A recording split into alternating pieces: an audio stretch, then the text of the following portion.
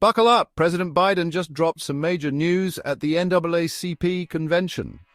President Biden took the stage at the NAACP convention in Las Vegas, pledging his commitment to seek re-election.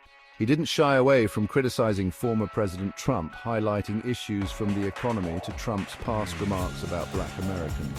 But Biden's new message, unity and cooling down the political heat. Addressing concerns about rising gas and bread prices, Biden sought to reassure voters, emphasizing his experience and wisdom. He also tackled criticisms about his age head-on, framing it as an asset rather than a liability.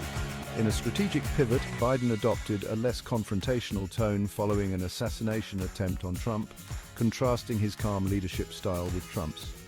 It's a crucial moment for American democracy, and Biden is calling for unity and peaceful resolutions over division. Stay tuned as the 2024 election heats up.